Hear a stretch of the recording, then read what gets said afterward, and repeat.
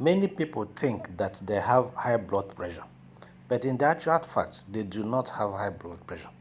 This is because they went to the wrong person to measure it, and the measurement had been inaccurate because they did not use the normal method to measure the blood pressure.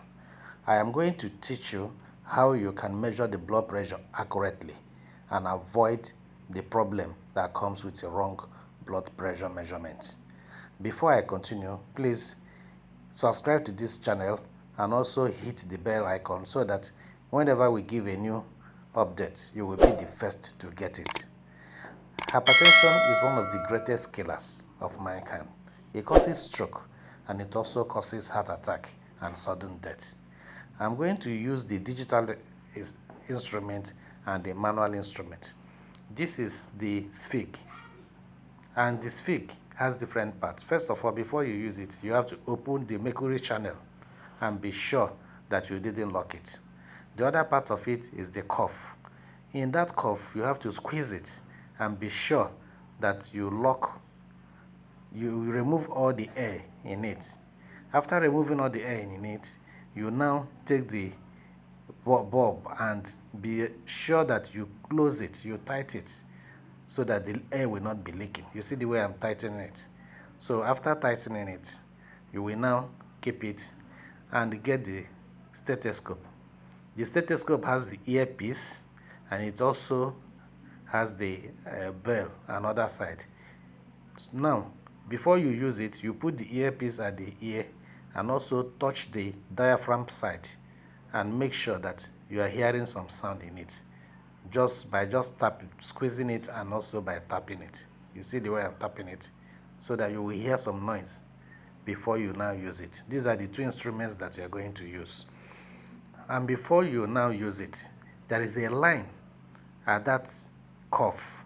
That particular line should be at a particular point in your hand. That is, it will be at the point of measuring the artery. That is the brachial artery. Look at it. That is where that line should be.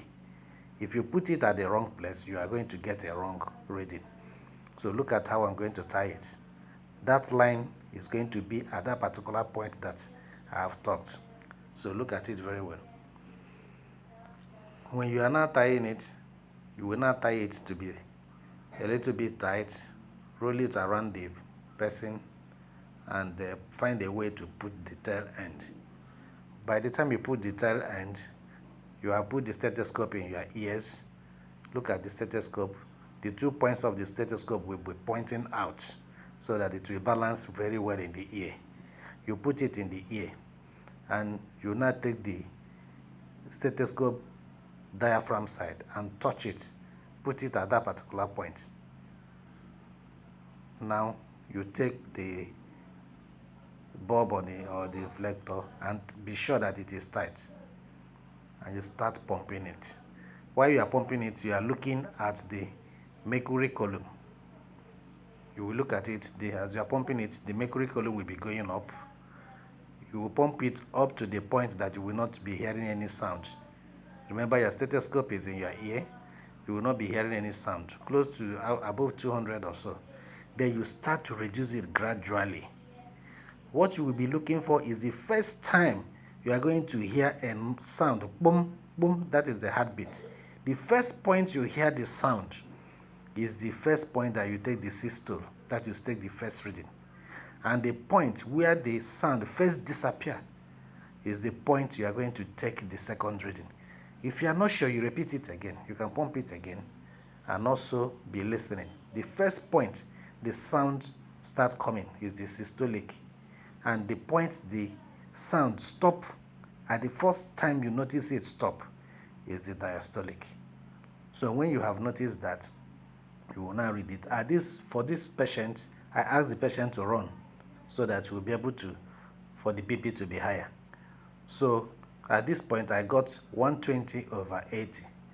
You can also use the manual one, the digital one. But before you use the digital one, you look at it. This is the start button. This is the memory button.